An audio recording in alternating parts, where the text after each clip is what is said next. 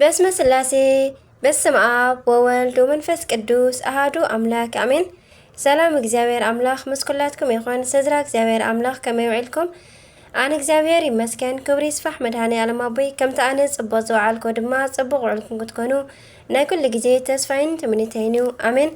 ስንክሳር ዘወርሃ ሰነ ዕለት 19 ቅዱስ ገብርኤል ስንክሳር ድሰምዕ ዘንብብ ፍቅር ጎይታ ኣብ ልቡ ይዕንብብ ሓለዋን ጸሎትን ተረዳእነትን ናይ ቅዱሳን ድማ ይረክብ። ዝክረ ጻድቅ ለዓለም የሉ ዝኽሪ ናይ ጻድቅ ንዓለም ይዝነብር ካብ ኩሉ ክፉእ ዘበለ ክትድሕኑ ንቅዱሳን ተማሕፀኑ አሜን።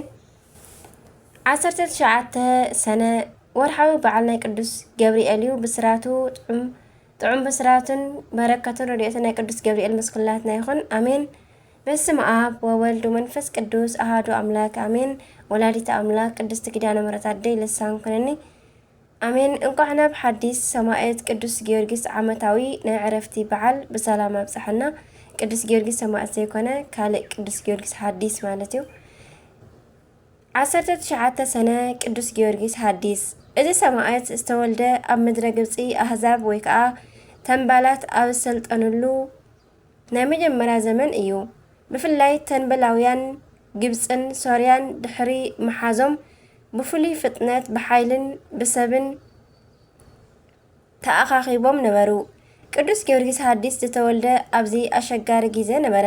እዚ ቅዱስ ጊዮርጊስ ሰማዕታት ኣይኮነን ካልእ ቅዱስ እዩ። ኣዲኡ ዝተመስከረላ ክርስቲያን እኳ እንተኾነት ዘይምዕዳል ኮይኑ ግን ኣቦኡ ተንበላዊ እስላም ነበረ። ስሙ ድማ መዛሕዝም ይብልዎ ነበሩ።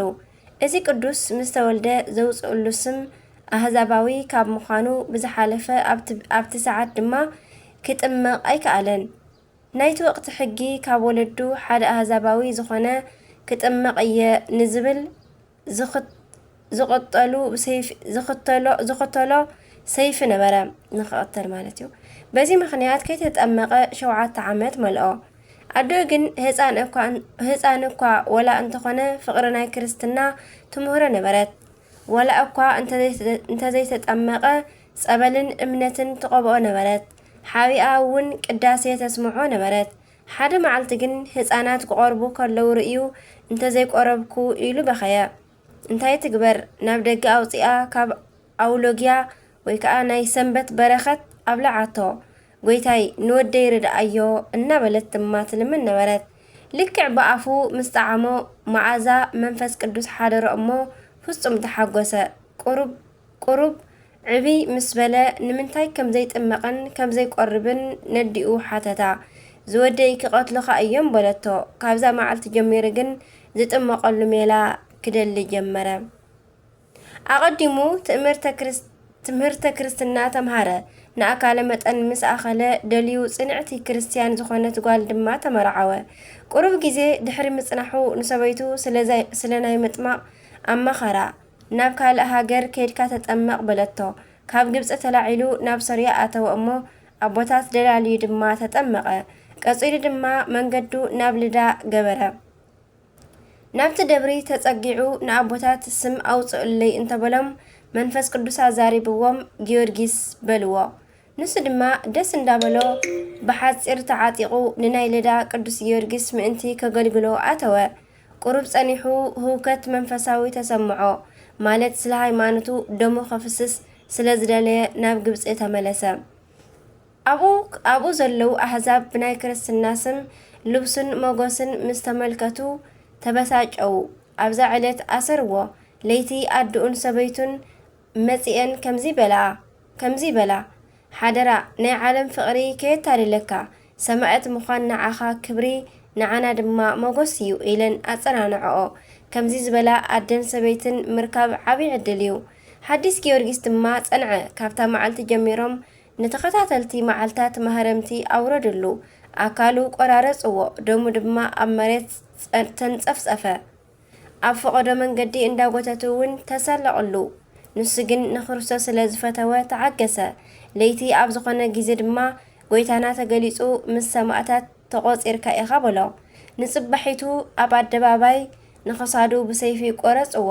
ክፍኣቶም ዝጸንዐ እዩ እሞ ስጋኡ ኣብ እሳት ኣቃጸልዎ። ናብ ባሕሪ ድማ ደርበይዎ። ኣዲኡ ካብ ባሕሪ ከተውፅኦ ከላ ግን ወላ ሓንቲ ኣይረኸቦን ነበረ። በዛ ዕለት ኣዲኡን ሰበይቱን ብክብሪ ቀበራኦ። በረከት ይሕደረና ጽንዓቱ ትባዓቱ ድማ ዓድለና ኣሜን። ሩሩ ኣምላኽና ካብ ናይ ሰማዕታት ጽንዓትን ትዕግስትን በጸጋ በረከትን ይኽፈለና ኣሜን።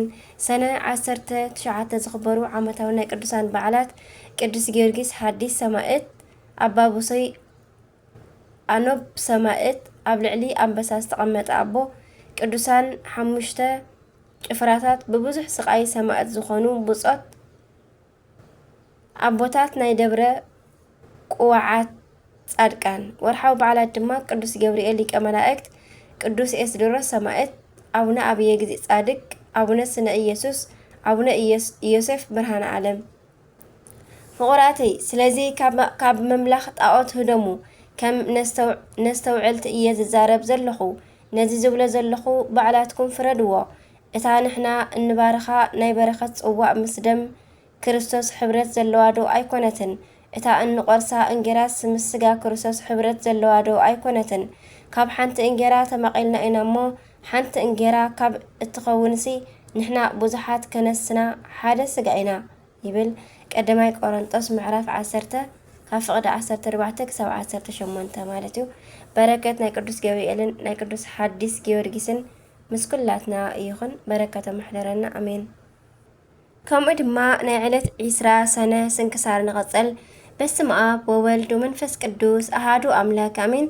20 ሰነ ዕረፍቱ ለኤልሳዕ ነቢይ። ኤልሳዕ ማለት ሓላዊ ሃገር ማለት እዩ። ትውልዱ ካብ ነገደ ይሳኮር ኮይኑ አብኡ ሻፋጥ ይበሃል። አብኡ ሻፋጥ ይበሃል። ነቢ ኤልሳዕ 12 ጽምዲ ብዕራይ ገይሩ እናሓረሰ ከሎ ብነቢ ኤልያስ ገይሩ ቅዱስ እግዚአብሔር ምስ ጸውዖ ነቶም 12 ጽምዲ አብዑር ገዲፉ ደድሕር ኤልያስ ስዒቡ ንኣምላኽና ንእግዚአብሔር ኣምላኽ ዘስመረ ሰብ እዩ። ንብዙሕ ግዜ ንነቢ ኤልያስ ከገልግል ድሕሪ ምጽናሕ ኣብ መጨረሽታ ነቢ ኤልያስ ካብኡ ዝፍለየሉ ግዜን ሰዓትን ምስ በጽሐ ኣብ ልዕሊ ኤልያስ ዝነበረ ጸጋ ኣምላኽ ኣብ ልዕሊኡ ዕጽፍን ድርብን ኮይኑ ክወርድ ለመነ።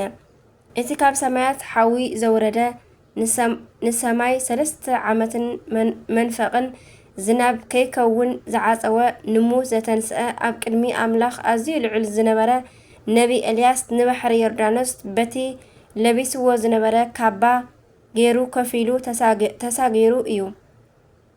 ነዚ ኩሉ ነቢ ኤልሳዕ ብዓይኑ ከይርኢ ነበረ። ኣብ መጨረሽታ ከዓ ነቢ ኤልያስ ብሰረገላ ሓዊ እናረኣዮ ናብ ሰማይ ተወስደ። ነዚ ዝረኣየ ኤልሳዕ እቲ ዘፍቅሮ ኣቡኡ ካብኡ ስለ ዝተወስደ ብዓው ዝበለ ድምፂ ኣዝዩ ጨደረ በኸየ። ግናኸ ክዓርግ ከለኹ እንተሪኢኻኒ ክኾነልካ እዩ ዝብል ቃል ነቢ ኤልሳዕ ዘኪሩ ግና ብሓጎስ ደኣ ተመልሰ። ነቢ ኤልያስ ብናቱ ካባ ባሕሪ ዮርዳኖስ ከም ዝኸፈለ ነቢ ኤልሳዕ እውን በቲ ካብ ኤልያስ ዝወደቐ ካባ ገይሩ ንባሕሪ ዮርዳኖስ ከፍ ኢሉ ናብ ሃገሩ ተመልሰ። ኣብ ኤልያስ ዝነበረ ጸጋ ኣብ ልዕሊ ነቢ ኤልሳዕ ስለ ዝሓደረ ብዙሕ ድንቂ ዝኾኑ ስራሓት ብሂወቱን ብሞቱን ሰርሐ። ንብዙሓት ናይቲ ዘመን እቲ ሰባት ከዓ ብስጋን ብነፍስን እናጓሰየ ዓብይ ኣገልግሎት ፈጺሙ እዩ። ነቲ ዘፍቅሮ ነቢ ኤልያስ ኣፋንዩ ክምለስ ከሎ ዝጸረፍዎን ዘላገጹሉን ልሳኑ ከፊቱ ረገሞም። ካብ ዱር 2 ድቢ ወፂኦም ከዓ ሰባበርዎም። ከምቲ ኣቐዲሙ ዝተገልጸ ብጸጋ ኣምላኽ ስጋዊ ናብራ ገዲፉ ኣሰር ነቢ ኤልያስ ዝሰዓበ ነቢ ኤልሳዕ ቅዱስ እግዚአብሔር ኣብ ልዕሊኡ መንፈስን ረድኤትን ኣውሪዱ ዓበይቲ ተኣምራት ክገብር ኣብቂዕዎ እዩ። ካብቲ ኣዝዩ ብዙሕ ዝኾነ ተኣምራት ናይ ነቢ ኤልሳዕ ገለ ካብኡ ብኸፊል ክንርኢ። ብኻባ ኤልያስ ባሕሪ ዮርዳኖስ ከፍ ኢሉ ተሳጊሩ ጥንሲ ዝሰድድ ዘይጥዑም ዝነበረ ማይ ናብ ኢያሪኮ ኣዝዩ ጥዑምን ጥዕና ዝህብን ገበሮ።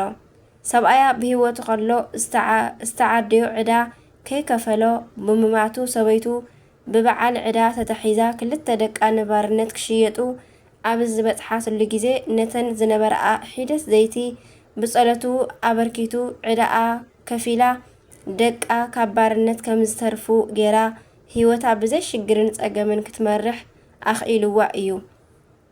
እታ ኣዝያ ለባም ሽናማዊት ሰበይቲ ምስ ሰብኣያ ተመኺራ ኩሉ ግዜ እትምግቦ ዝነበረትን ነቲ ቅዱስ ናይ እግዚአብሔር ሰብ ናይ በይኑ ገዛ ሰሪሓ መዕረፊ ዘዳለወት ናብ ኣምላኽ ለሚኑ ብዝነበረ ፀጋ ኣምላኽ ውላድ ረኸበት። እቲ ዝውሶ ወልደ ህፃን ግና ድሕሪ ግዜ ስለ ዝሞተ ነቢ ኤልሳዕ ናብ ኣምላኽ ለሚኑ ካብ ሞት ኣተንስኦ። ብሂወቱ ሞት ዘተንስአ ኤልሳዕ ምስ ሞተ እውን ብቅዱስ ዓፅሙ ንዝሞተ ሰብ ካብ ሞት ኣተንስኡ እዩ። ዝቐትል ምግቢ ብጸሎቱ ፈዊሱ ሰባት ከም ዝበልዑ ገበረ። ናይ ሶርያ ሓለቓ ሰራዊት ብዝነበሮ ሕማም ናብ ኤልሳዕ መጺኡ እማይ ጸሎት ተኣዚዝዎ ሓዊ እዩ። ካብቲ ነቢ ኤልሳዕ ዝነበሮ ከዓ ክልተ ጽዕነት መሬት ጸበል ወሲዱ እዩ። ከመይ ቅዱሳን ብኩሉ ንብረቶም ቅዱሳን ስለ ዝኾኑ ነዚ ተረዲኡ እዩ ናይ ሶርያ ሓለቓ ሰራዊት ጸበል ክወስድ ዝኸኣለ። ብተኣምራቱ ኣብ ማይ ዝኣተወ ምሳር ኣብ ልዕሊ ማይ ጸብለል ከም ዝብል ዝገበረ ዓብይ ኣቦ እዩ። ኣብ ሃገሩ ተቐሚጡ ኣብ ሶርያ ኣብ ማእከል ቤተ መንግስቲ ዝግበር ዝነበረ ዝርርብን ቅዲ ኩናት ብዛዕባ ምፍራስን ምውራርን እስራኤል ተገሊጽሉ ንእስራኤላውያን ዓወት የውህቦም ነበረ። እዚ ከም ዝኾነ ዝፈለጠ ናይ ሶርያ ንጉስ ሰራዊቱ ሰዲዱ ንነቢ ኤልሳዕ ሒዞም ክቐትልዎ ኣብ ዝመጽሉ ግዜ ከዓ ገና ከይተበገሱ ከለዉ ፈሊጡ ብትብዓት ተጸበዮም። ንብዘሎ ዙርያኡ ኣኽቢቦም ጠጠው ኣብ ዝበልሉ ግዜ ድማ ኣገልጋሊኡ ገሓዚ ክጭንቕ ከሎ ነቢ ኤልሳዕ ግና እሳታውያን መላእኽቲ ኣብ ዙርያኡ ስለ ዝነበሩ ዝተሰምዖ ነገር ኣይነበረን። ናብ ኣምላኽ ለሚኑ ከዓ ንኩሎም እቶም ሰራዊት ኣዒንቶም ከም ዝዓወሩ ገበረ እሞ ኩላቶም ምርኣይ ሰኣኑ። ናብ መዕረፊ ወሲዱ መግቢ ኣብሊዑ ማይ ኣስትዩ ከዓ ብሰላም ናብ ሃገሮም ኣፋነዎም። ካብ እስራኤል ሓሊፉ ክሳዕ ሶርያ እናኸደ ክሳዕ ዕለተ ሞቱ መንገዲ እግዚአብሔር መሃረ። ንዝግሰጽ ገሰጸ። ትብዓት ዘድልዮ መድሓኒት ኮነ ሓገዝ ዘድልዩ ከዓ ብዝተውሃቦ ጸጋ ናብ ኣምላኽ እናለመነ ይፍጽመሎም ነበረ። ናይ ዘመኑ ነገስታት ከዓ ኣብ ግዜ ሕማም ሽግሮም ኮነ ረሃወኦም ብዛዕባ እቲ ክኸውን ዘሎ ነገር እንታይ ምዃኑ ክፈልጡ ብኣካልን ብመልእኽተኛን ይሓቱ ነይሮም እዮም። ኣብ ጊዜኡን ኣብ ሰዓቱን ከዓ ምላሽ ይወሃቡን እቲ ዝኾነ ከዓ ከምቲ ዝበሎ ይፍጸም ነበረ። ክልተ ነገስት ካብ ምዕራፍ 7 ንድሓር ዘሎ ተመልከተ። ብሓፈሻ ስለ ናይ ቅዱሳን ነገር ተተንቲኑ ዝውዳእ ኣይኮነን። ነቢ ኤልሳዕ እውን ኣብ ቅድሚ ኣምላኽ ዓብን ክቡርን ዝነበረ ነቢ እዩ። ብዝተውሃቦ ጸጋ ኣምላኽ ከዓ ኣብ ዘመኑ ንብዙሓት ናብ መንገዲ የማን መሪሑ ብስጋን ብነፍስን ምስ ኣምላኽ ኣተዓሪቕዎም እዩ። ነቢ ኤልሳዕ ን50 ዓመታት ዝኣክል ንእግዚአብሔር ብትግሃት ምስ ኣገልገለ በዝለማዓንቲ ዓረፈ። ሎሚ እውን ንዓና ምስ ኣምላኽ ከተዓርቐና በረከቱን ረድኤቱን ኣብ ልዕልና ክወርድ ናይ እግዚአብሔር ኣምላኽ ቅዱስ ፍቓዱ ይኹነልና። ኣሜን ኣሜን። ናይ ቅዱስ ኤልሳዕ ናይ ኣባ ዮሃንስ ሓፂርን ናይ ኩሎም ቅዱሳንን ምስኩላትና ይኹን። ናይ ዕለት ወርሓውን ዓመታውን ተኸቢሮም ዝውዕሉ ቅዱሳና ምስኩላትና ይኹኑ። ኣሜን። በረከት ምሕረት ቸርነት ናይ እግዚአብሔር ኣምላኽ በረከት ተራዳእነት ናይ ኩሎም ቅዱሳን ምስኩላትና ይኹን። ኣሜን። ከምኡ ድማ ናይ 21 ናይ ወላዲት ኣምላኽ ወርሓዊ በዓል ዓመታዊ በዓል ቅዳሴ ቤታ ስንክሳር ንቐጽል። በስመ አብ ወወልድ ወመንፈስ ቅዱስ አሐዱ አምላክ አሜን። 21 ሰነ ቅዳሴ ቤታ ለእግዝእትነ ማርያም 21 ሰነ በዛ መዓልቲ እዚኣ ናይ ኣዳምን ዘርኡን ድሕነት ናይ ዝተፈጸመላ ናይ ወላዲት ኣምላኽ ቅድስት ድንግል ማርያም ዓብይ መዘከርታን በዓልን ናይ ህንጸተ ቤተ ክርስቲያን ኣብ ኩሉ ጫፋት ዓለምን መዘከርታ በዓል እዩ። እዚ እውን ጳውሎስን በርናባስን ኣብ ውሽጢ ኣህዛብ ምስ ሰበኹ ክብሪ ንዕኡ ይኹን እሞ ብጎይታናን ኣምላኽናን ኢየሱስ ክርስቶስ ኣመኑ። ኮይኑ ግን ካብ ኣባይቲ ውልቀ ሰባት ወፃኢ ምስጢረ ቅዱሳት ዝቕበልሉ ቤተ ክርስቲያን ኣይነበሮምን።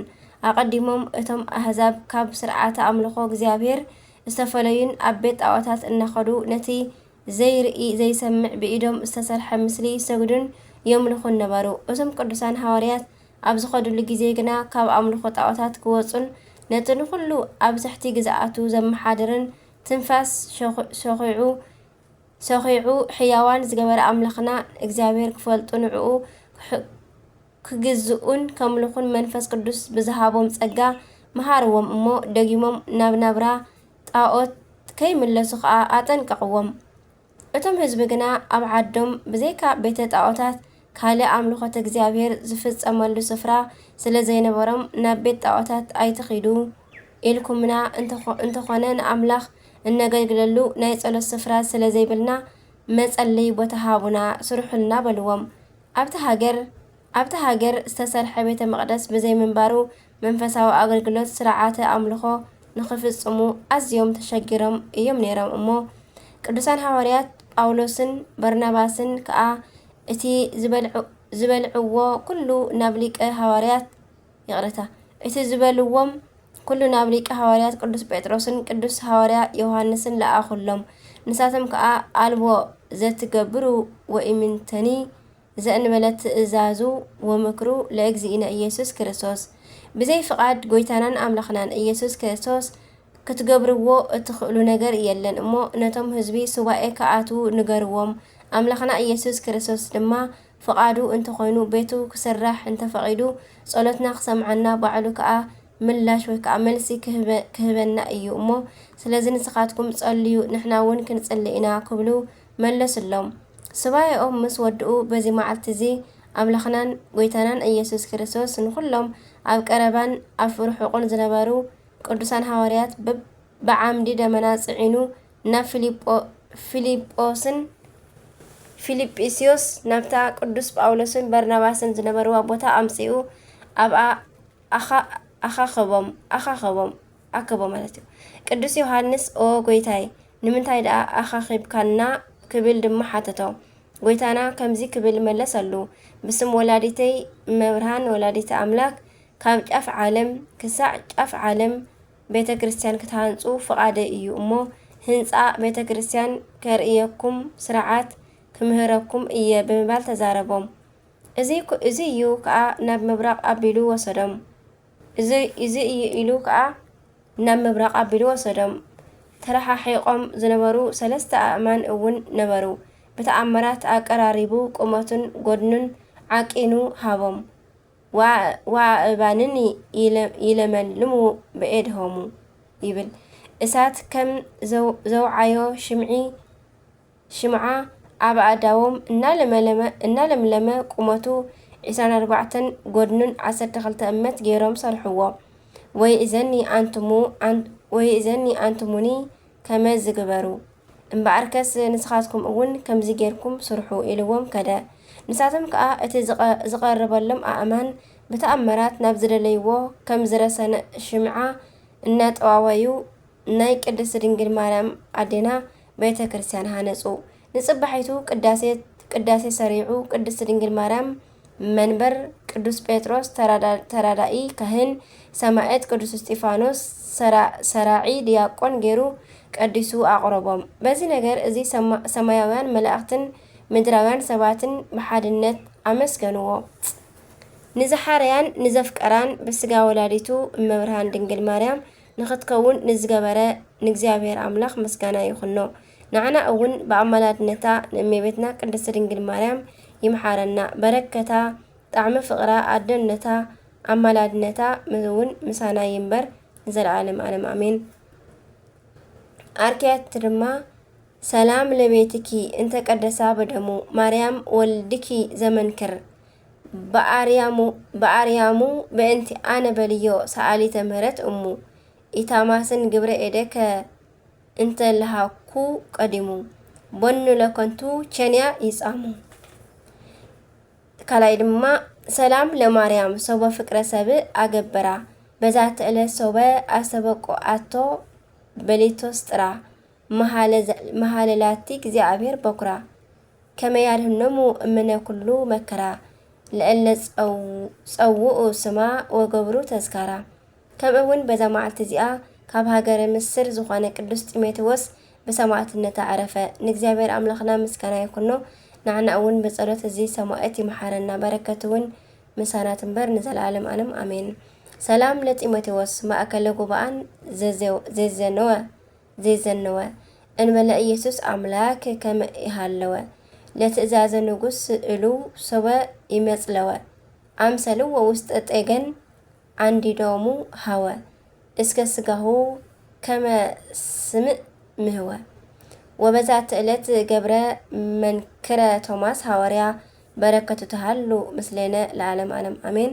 ሰላም ለቶማስ ድህረ ለብእሲት አህየዋ በቤተ መያሲ እንተ ሃረድዋ ሶበተ ሰአላ ትንግሮ ሃበ በጽሐት በበነሰሳዋ እንዘ ምስሌት ቤሎ ሃለክነዋ እፎኑ ትውአለኒ ለዘለከ ጸዋ። ወበዛት ዕለት አዕረፈ አባ ከላዲያኖስ ሊቀ ጳጳሳት ዘእስክንድርያ መበል አርባዕተ ሊቀ ጳጳሳት እዮም። ንእግዚአብሔር ምስጋና ይኹኖ ንዓና እውን በጸሎት እዚ አቦ ይምሓረና በረከቱን ምሳና ትንበር ንዘላለም አሜን። ሰላም ለከ ከላዲያኖስ ልኩ ውስተ ህልቁ አበው አርባ እንበይነ ሁረትከ አዳም እምሁረተ ሰብእ ካልእ ጥምቀተ ጸገወከ በሲመተ ክህነት በረትእ ሊቀ ጳጳሳት ማርቆስ ብፁዕ። ወበዛት ዕለት ኮነ አፍልሆ ተሜሮን ወርክበተ አጽምቲሁ ለእስታፍን። ንእግዚአብሔር አምላኽና ምስጋና ይኹኖ ንዓና እውን ብጸሎት እዞም ኩሎም ቅዱሳን ዓመታውን ወርሓውን ጣዕሚ ፍቕሪ ኣማላድነት ናይ ወላዲት ኣምላክን ምሕረትን ቸርነትን ናይ እግዚአብሔር አምላኽናን ምስኩላትና ይኹን አሜን። ስንክሳር ድሰምዕ ዘንብብ ፍቕሪ ጎይታ ኣብ ልቡ ይዕንብብ። ጸሎትን ተራዳእነትን ናይ ኩሎም ቅዱሳን ድማ ምስኡ ይኸውን አሜን። ዝወደቐ ዝነጠበ ኩሉ ድማ ብኣፈ ቅዱሳን ድኳን መላእክቲ ተኣረመለይ አሜን ወአሜን ወለ ኩሎም መላእክተ ሰማይ አሜን። አቡነ ዘበሰማያት ይትቀደስ ስምከ ትምጻእ መንግሥትከ ወይኩን ፈቃድከ በከመ በሰማይ ከማሁ በምድር ሲሳየነ ዘለለዕለትነ ሀበኒ ሙህድግ ለነ አበሰነ ወጀጋየነ ከመ ንሕነኒ ንህድግ ለዘአበሰረነ ኢታብአነ እግዚኦ ውስተ መንሱት አላድነነ ወባልሃንን ኩሉ እስመ ዚአከ ይእቲ መንግስት ኃይሉ ስብሐት ለዓለመ ዓለም አሜን። በሰላም ቅዱስ ገብርኤል መልአክ እግዝእትየ ማርያም ሰላም ለኪ ብሩክቲ አንቲ እምአንስት ወብሩክ ፍሬ ከርሥኪ ተፈሥሒ ፍሥሕት ኦ ማርያም ተጸጋ መለተ ውዳሴ መለተ ሞገስ መለተ ኩሉ ልዑል እግዚአብሔር ምስሌኪ ሰአሉ ጽላ ፍቅር ወልድኪ ኢየሱስ ክርስቶስ ከመ ይስራልን ኃጣውኢነ ተማኅፀነ ክዳንቺ አሜን። ስብሐት ለእግዚአብሔር ወለወላዲቱ ድንግል ወለመስቀሉ ክቡር አሜን አሜን። ለይኩን